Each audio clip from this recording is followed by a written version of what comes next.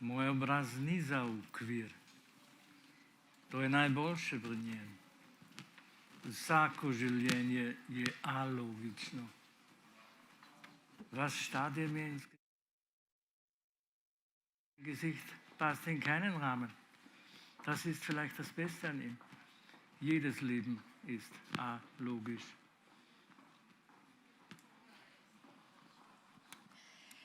Ja, sehr geehrte Damen und Herren, liebes Publikum, das sind Ludwig Hartinger, Christian Tannhäuser, mein Name ist Nadine Hötzendorfer, dürfen Sie jetzt heute herzlich zur Präsentation des Bandes Mein Gesicht ist mein Gedicht mit Texten von Srećko Kosovel hier herzlich begrüßen.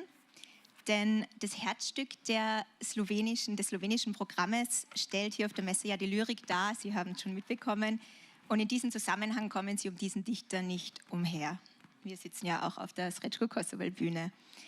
Mein Gedicht ist mein Gesicht ist im Frühjahr im Otto Müller Verlag erschienen. Von Ludwig Hartinger erfolgt die Zusammenstellung, die Übersetzung aus dem Slowenischen und die Komposition.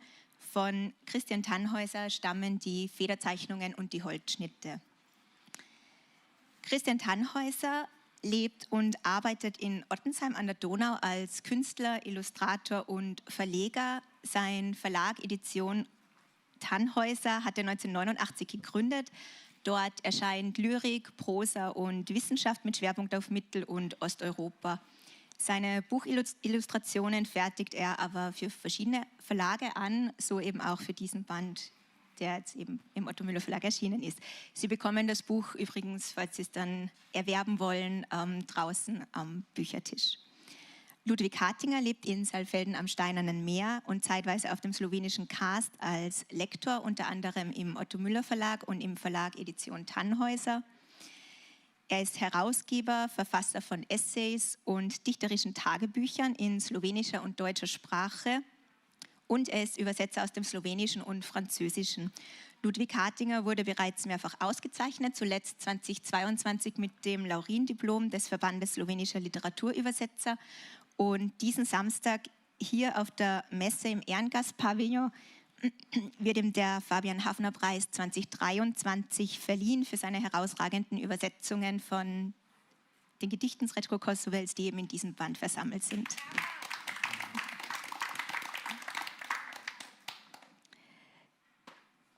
Wir haben jetzt 2 Gesprächsblöcke und 2 Lesungseinheiten für Sie geplant. Zunächst starten wir aber mit der Frage an dich, Ludwig. Wer war denn überhaupt Srećko Kosovel? 100 Jahre nach mir wird keine Rede von mir sein, hat der junge Dichter kurz vor seinem Tod in sein Tagebuch geschrieben.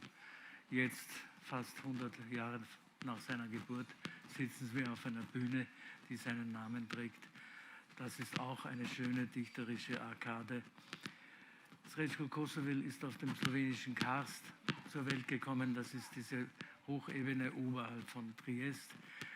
Er ist in eine Lehrerfamilie hineingeboren und es gab als ganz kleines Kind ein großes kulturelles Leben in dieser Familie und es gab oft Besuche nach Triest, hat dort Musik und Kunst wahrnehmen können. Aber vor allem hat er den Karst kennengelernt, diese damals noch vollständig steinige Wüste. Das sollte dann später das Inbild seiner Dichtung werden. Er ist dann nach Ljubljana ins Gymnasium gekommen und war dort auch zweifacher Ausländer, denn die italienischen Faschisten haben den Karst besetzt und das Sprechen des Slowenischen verboten. Und zugleich in Laibach ist er im damaligen jugoslawischen Königreich gewesen und da gab es große Unruhen und große Diskriminierungen. Aber der junge Mann stürzte sich sofort in eine tiefe Lektüre der gesamten Weltliteratur und der Philosophie von Bergson bis Nietzsche bis Schopenhauer und von der Literatur von Oscar Wilde, Tolstoi und Heine und begann zu schreiben, ganz für sich zu schreiben, ohne jemandem etwas zu zeigen. hat dann begonnen zu studieren, Romanistik, Kunstgeschichte und vertiefte seine Kenntnisse auch der europäischen Moderne, der Futuristen, der Konstruktivisten, der russischen, aber auch der Surrealisten, die er durch Zeitschriften erfuhr. Aber er hat sich in literarische Aktivitäten gestürzt und immer Tag und Nacht geschrieben.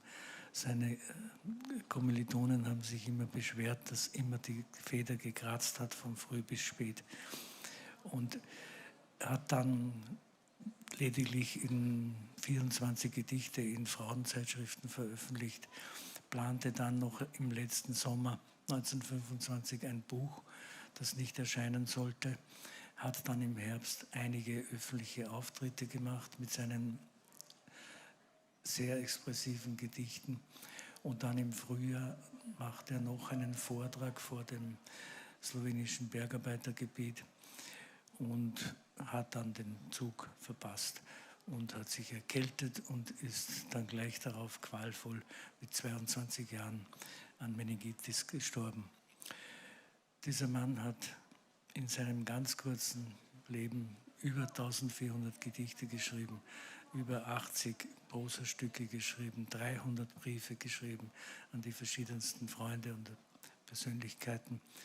Das alles, davon wusste kaum jemand etwas. Als er gestorben ist, hat man die Schublade aufgemacht und alles ist herausgefallen.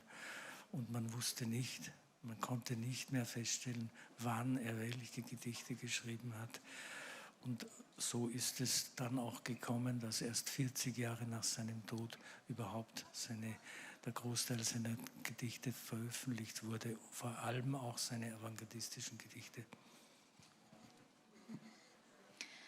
Das heißt, er hatte ein sehr kurzes, sehr turbulentes Leben, bis zu seinem 10. Lebensjahr eigentlich eine sehr behütete, naturverbundene Kindheit und wurde dann mit Krieg konfrontiert. Er ist ja aufgewachsen in der Nähe der Isonzo-Front, der Hauptkampfeslinie im Ersten Weltkrieg, und war dann immer mit Krieg, Soldatenaufmärschen, Leid und Gewalt konfrontiert.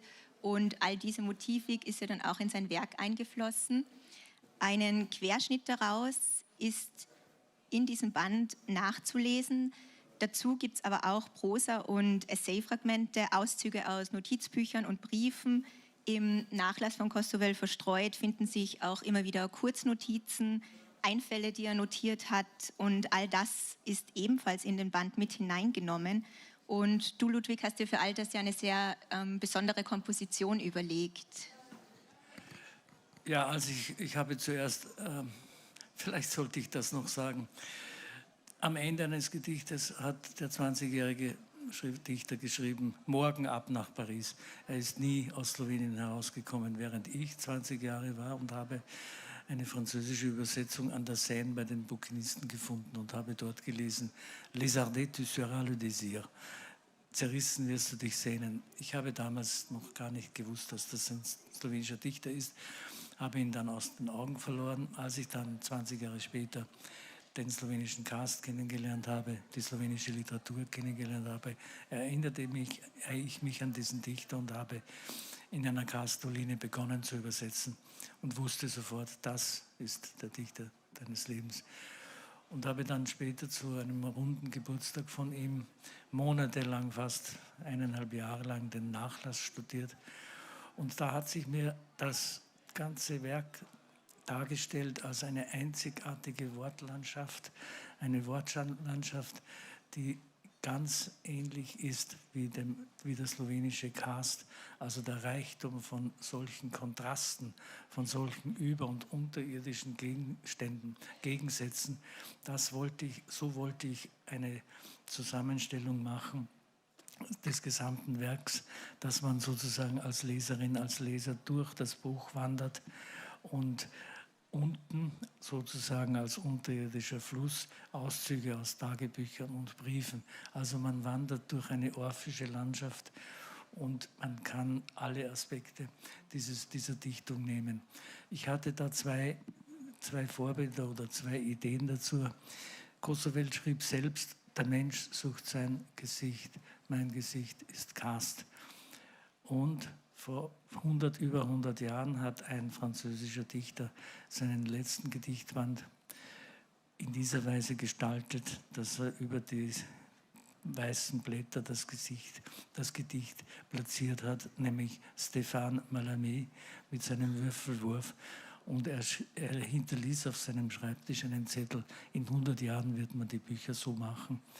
Das war auch eine Anregung für mich, das Werk dieses Srečko Kosovel als eine orphische Landschaft darzustellen.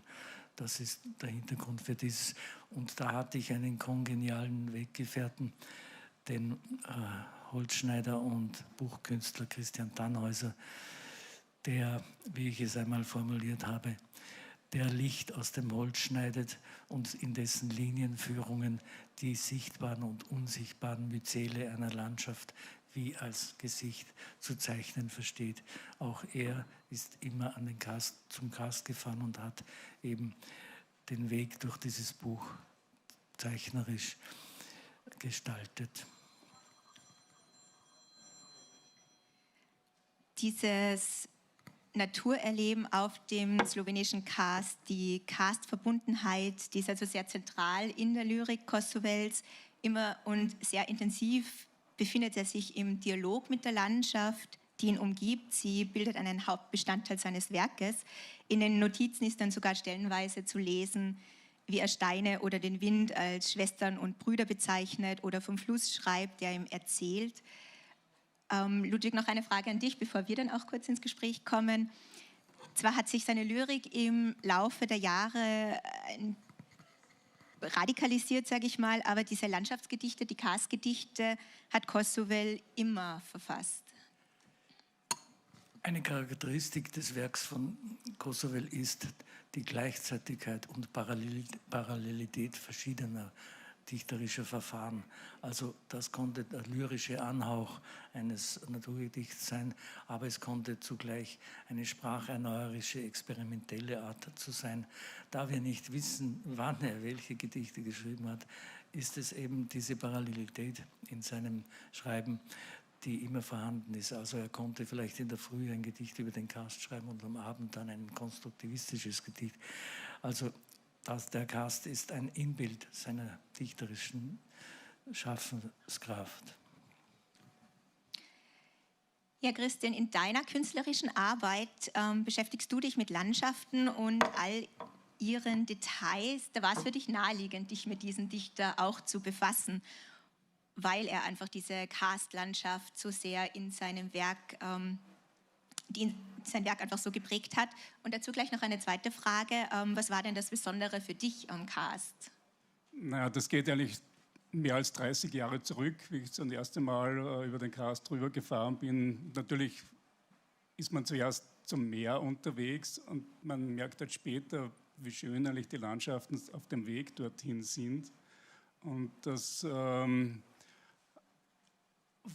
also Kosovel habe ich dann erst durch Ludwig dann kennengelernt, aber das war, laut Ludwig bin ich auch einer der letzten Paysagisten, also meine Arbeit ist sehr landschaftsbezogen, also ich komme eigentlich von Albert Stifter her, aus dem Böhmerwald und seinen Beschreibungen.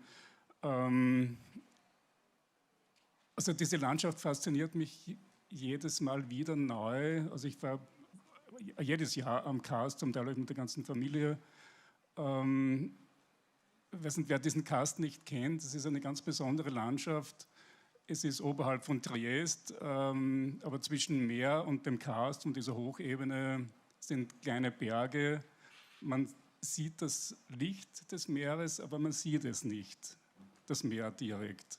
Und das macht einen großen Reiz aus. Adalbert Stifter war Mitte 19. Jahrhundert war er am Weg nach Triest. Und er schreibt an seinen Verleger Heckenast am 20. Juli 1857, die Gegend des Karst sah uns an wie Fließpapier. Und doch ist die Öde des Karst auch merkwürdig und haftet in meiner Seele. Also Stifter war so beeindruckt von dieser Landschaft, das war damals noch ohne Grün, das war eine Wüste irgendwie.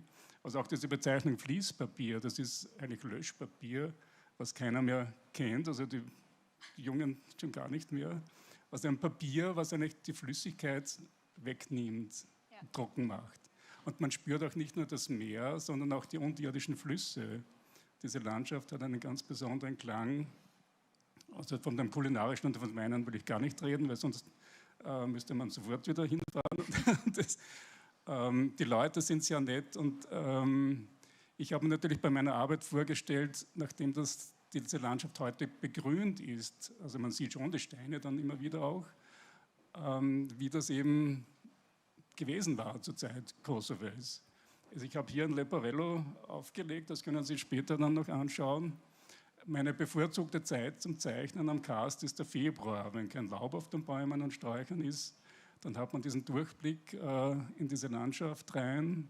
Und gerade dort, wo Kosovel aufgewachsen ist, in Tomaj und Šepulje, gibt es diese unglaublich schönen Weglabyrinthe. Man kann sich verlieren in diesen Wäldern, kommt irgendwann, also es sind so Holzwege, die hören irgendwann auf, aber man findet dann doch irgendwann einen kleinen Durchschlupf und auf einmal ist man im nächsten Dorf und der Bauer steht vor der Tür und sagt, jetzt kommen wir mal rein, also diese Gastfreundschaft. Also es hat sich eigentlich doch sehr viel bewahrt auf diesem Karst aus der Zeit Kosovels und jeder kennt dort seine Gedichte natürlich.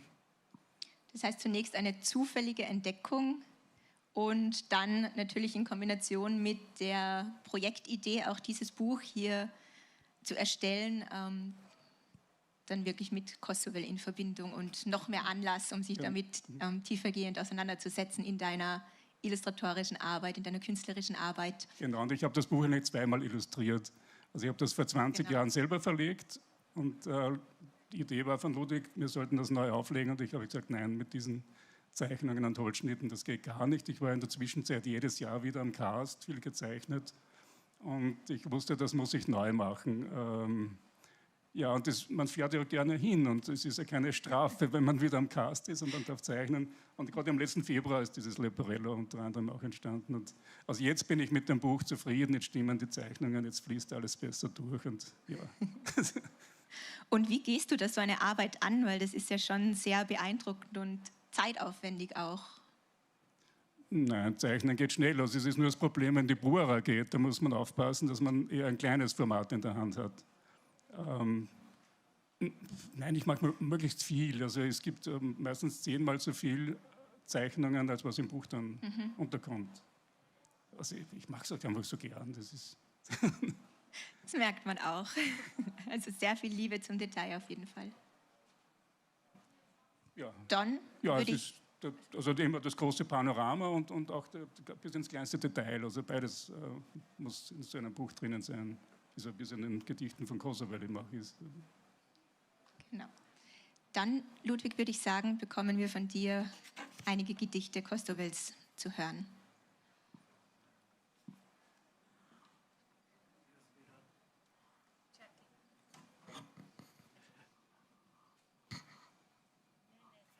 Jaz bi rad hodil v majhnem plašču besed, a potem naj se skriva topel svetav svet.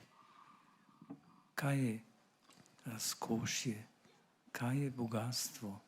Zame je eno, majhen plašč imam in ta plašč ni nobenemu enak. Ich ginge gerne im geringen Mantel der Worte, doch drunter soll sich bergen die lichte, warme Welt. Was ist Reichtum, was ist Luxus? Für mich ist's eins. Ich trage einen geringen Mantel, doch dieser Mantel gleicht keinem.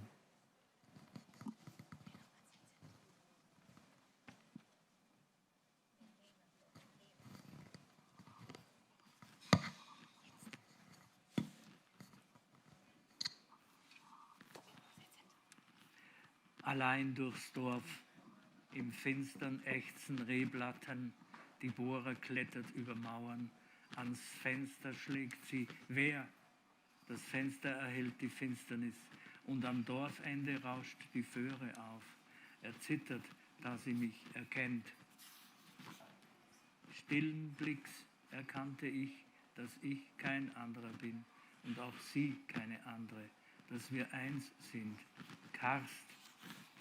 Der Bohrer lauschten wir heute Nacht, wir schliefen nicht und nicht. und sandten, schön wär's, mit der Bohrer über die Küste zu schwimmen.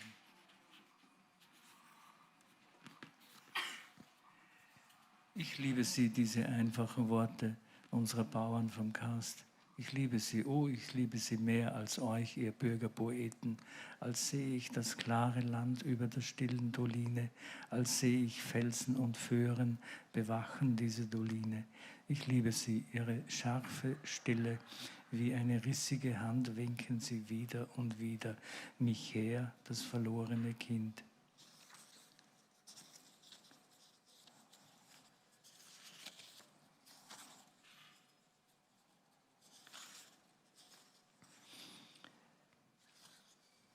U jesenski tihi čas prileti Brinjevka na kras. Na bolju še nikoga več ni, le ona preko gmajno leti. In nima in lovec ji sledi. Strel v tišino, trobam curek krvi. Brinjevka obleži. Zur stillen Zeit im Herbst fliegt die Wacholderdrossel auf den Karst. Auf dem Feld ist schon keiner mehr, nur sie fliegt über Weiden einher. Und nur ein Jäger folgt hinterher.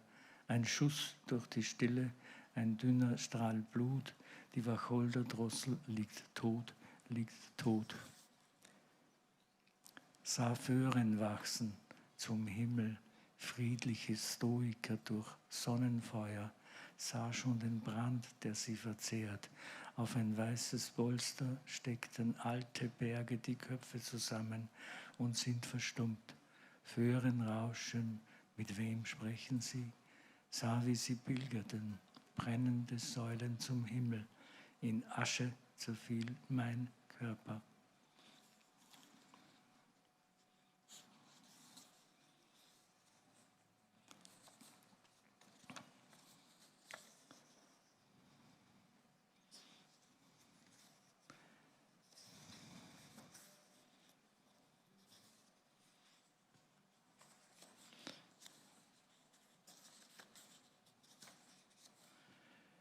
Nocturno.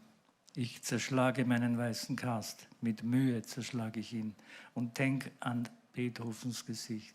Ein Pianist mit Eisenhänden, der Karst zerbricht, die Erde blutet, doch die Nacht will nicht enden.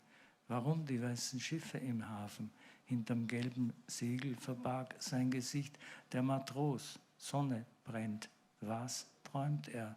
Verstehe. Leise kommt Umschwung auf. Erobert mit brennenden Fühlern die Sinne. Bist du auf halbem Weg? Fang noch einmal an. Stärk dich, werde unser Bruder.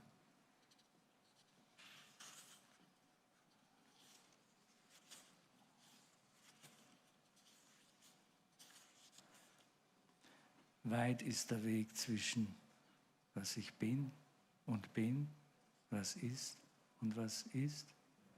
Wie seltsam sind meine Wege. Bin die Berechtigung für 3-mal Essen am Tag. Die Abschrift ist ganz übersät mit roten Lettern, Linien, als wäre sie vom Sterne gesenkt. Und trotzdem, hell ist mein Lachen und bitter ist mein Lachen. Seltsam, diese Konstellation.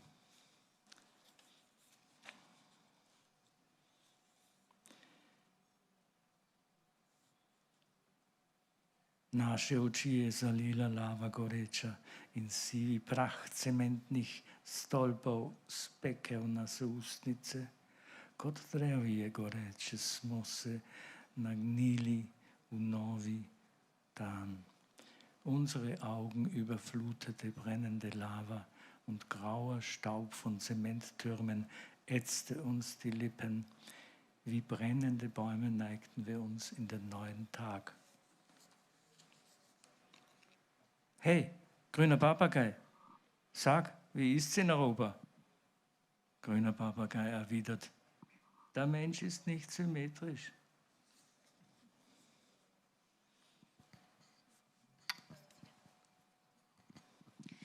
Sie müssen wissen, die Gedichte, die Ludwig Hartinger Ihnen gerade auf Slowenisch vorgetragen hat, die stehen so nicht im Buch. Das ist nur die deutsche Übersetzung. Das heißt, das war jetzt eine 1:1 Rückübersetzung, die Sie da miterleben durften. Und da knüpfe ich vielleicht gleich noch mit der nächsten Frage an, denn Sie haben jetzt einen Eindruck der Dichtung Kostewels enthalten mit einem sehr eigenen Sound.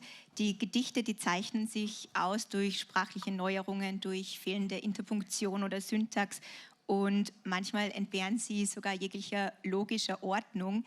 Kostevel verwendet mathematische Symbole, stellt Gleichungen auf und die Gedichte sind zuweilen auch sehr experimentell, vor allem die letzten, die er verfasst hat oder vermutlich verfasst hat, sie waren ja nicht datiert. Ich kann mir vorstellen, dass all das eine sehr große Herausforderung war im Übersetzungsprozess. Ludwig, magst du uns da einen Einblick in deine Übersetzungsarbeit geben?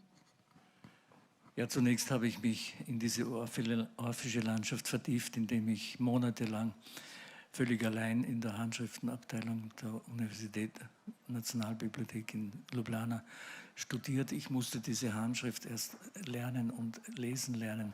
Dieser junge Dichter hat das alles heruntergefetzt auf dem Blatt, ohne Korrekturen und auch mit Verkürzungen.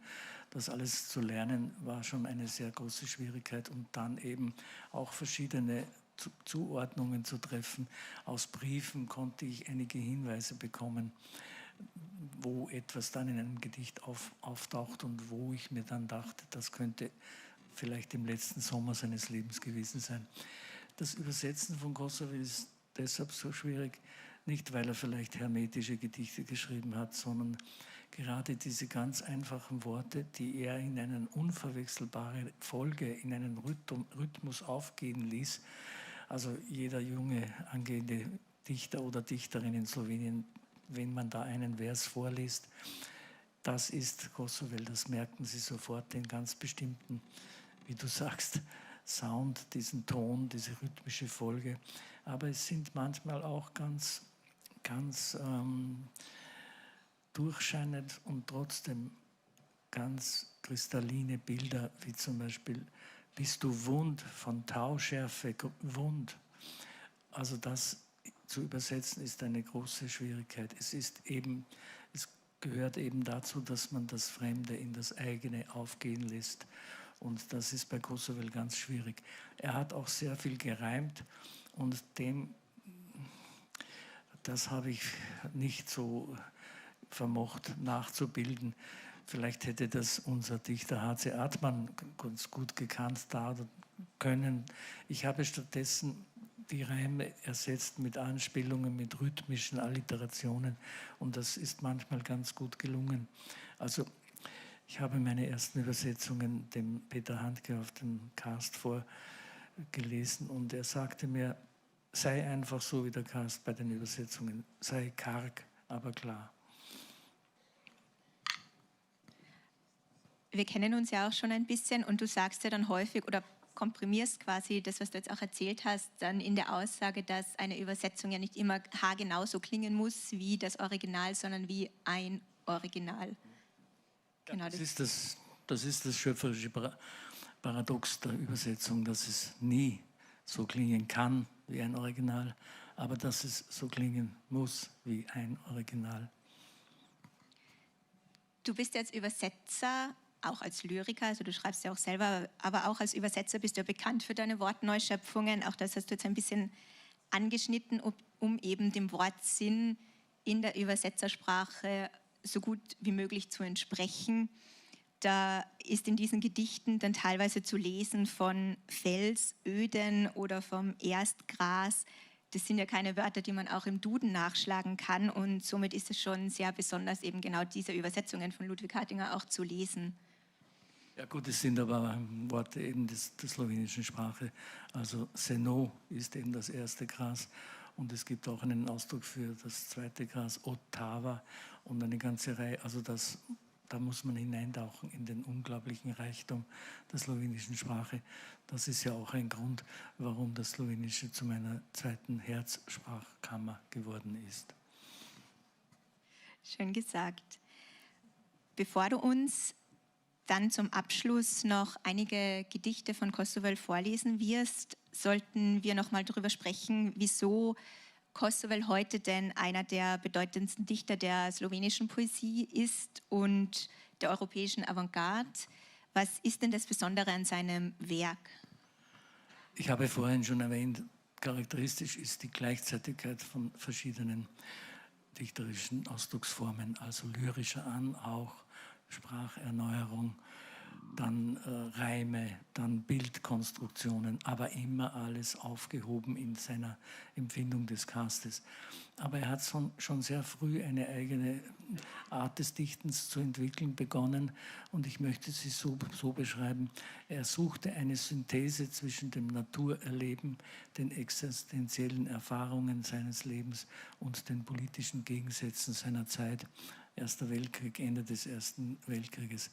Das alles sollte mit neuen literarischen Ausdrucksformen im, wie er es nannte, komplexen Gedicht aufgehen. Insofern ist da auch ein großer Sprachneuerer der slowenischen Lyrik, der natürlich auch seine Herkunft und die Tradition der slowenischen Kultur und Poesie aufgenommen hat.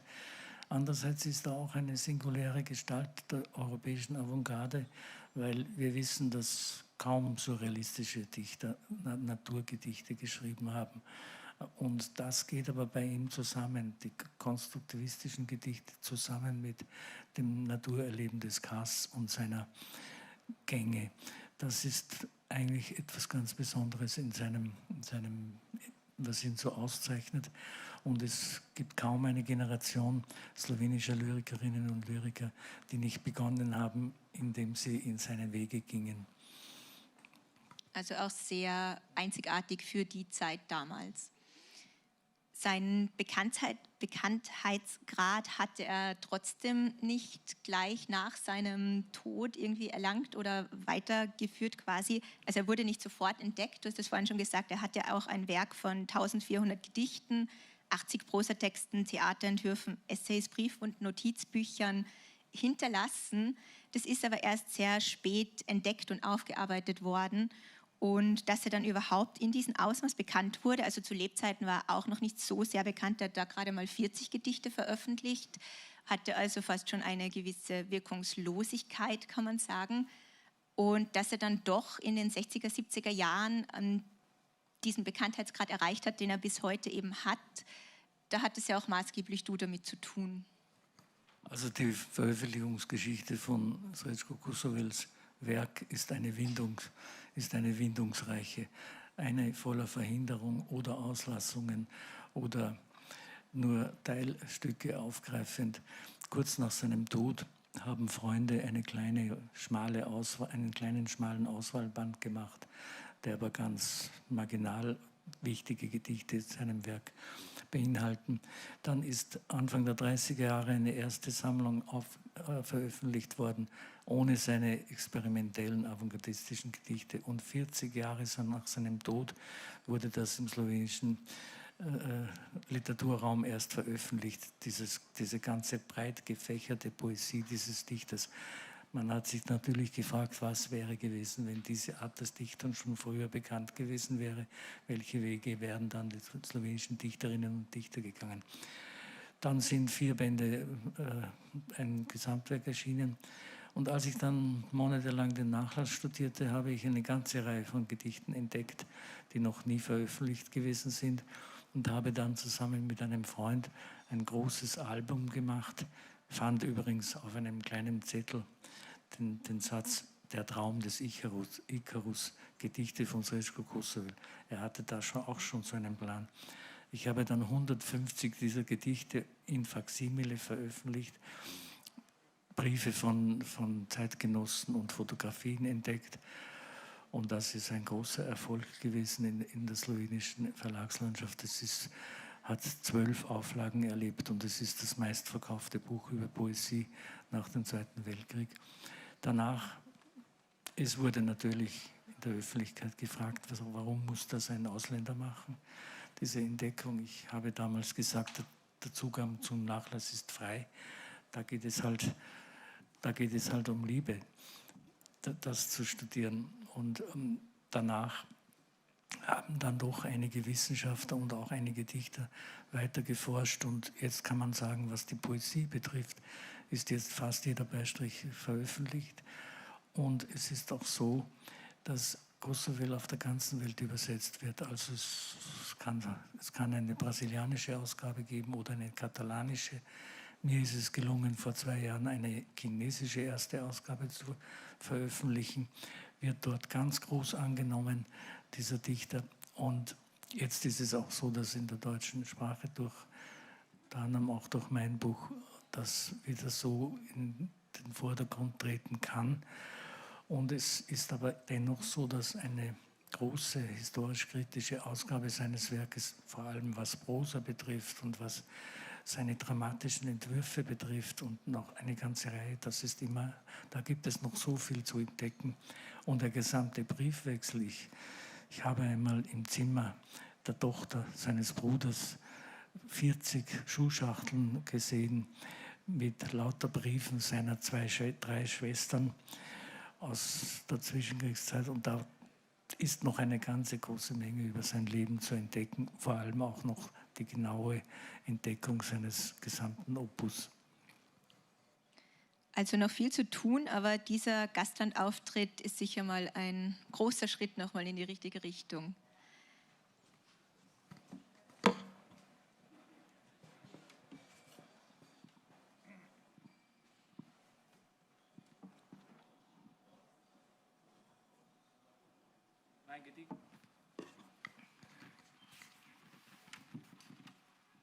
Mein Gedicht ist Explosion, wilde Zerrissenheit, Disharmonie.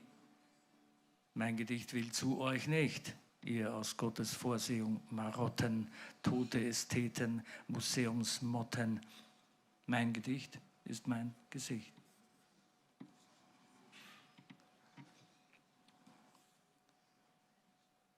Verlassen werden die alten Wege sein und die Welt wird über neue ziehen.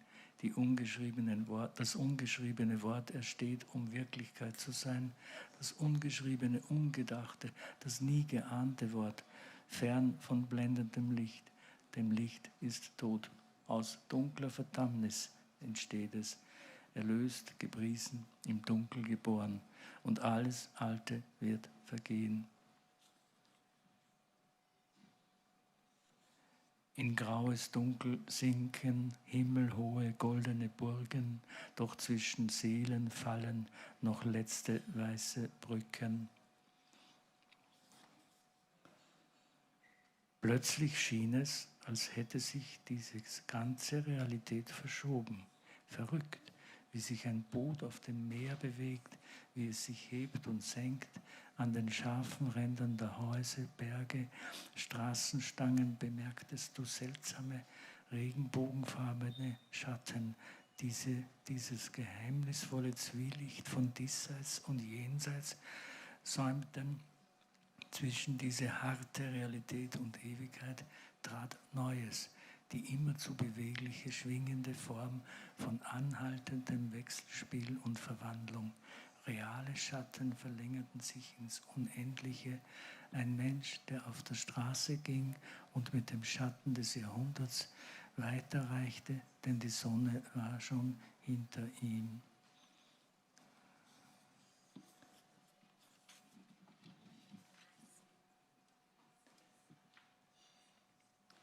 Wie ein Knall einer Zirkuspeitsche, Krachen, Schlange am Himmel, Blitz, den Himmel zerreißt, der Himmel schluchzt, wie ewige Kälte, aus der Seele ein Juchzer, tausendfacher Juchzer.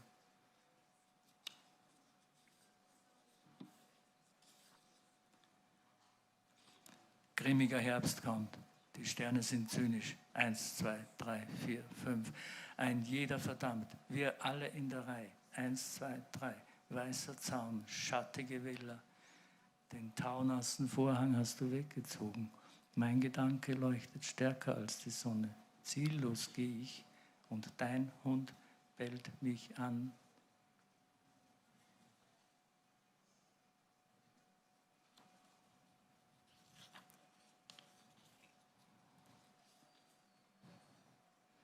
Du bist Gedicht, dessen Inhalt man nicht erzählen kann.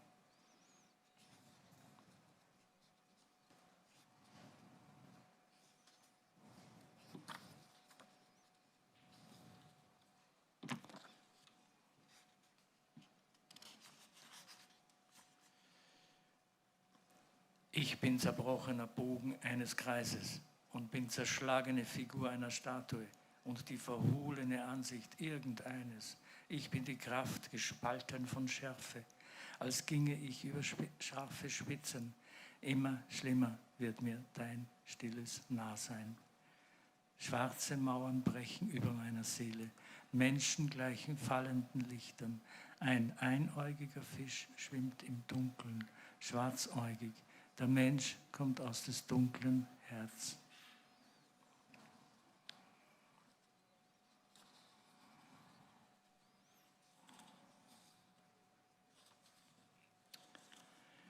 Mein schwarzes Tintenfass spaziert im Wrack wie Nebel, das ganze Land verhangen, taub.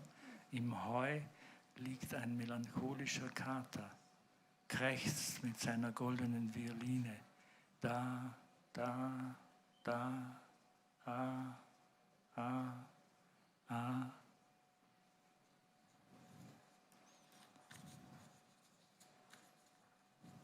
Mist ist Gold und Gold ist Mist. Beides gleich Null. Null gleich unendlich. Unendlich gleich Null.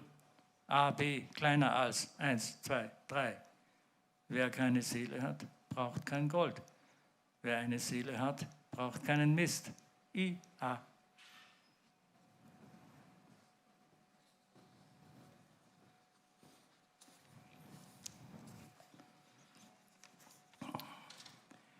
Müder Mensch Europas schaut traurig in den goldenen Abend, der noch trauriger ist als seine Seele.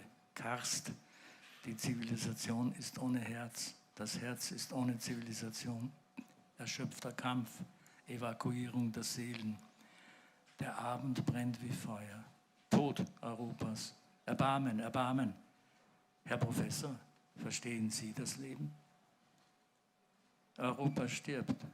Völkerbund und Apotheke, beides Lüge. Operationen, Revolutionen. Auf grauer Straße stehe ich, braunes Laub fällt von den Ästen. Und ich fürchte nur eins, diese Bäume werden nackt, schwarz dastehen und grau die Felder und klein die Häuser sein. Und ich werde schreien, aber alles ringsum wird schweigen.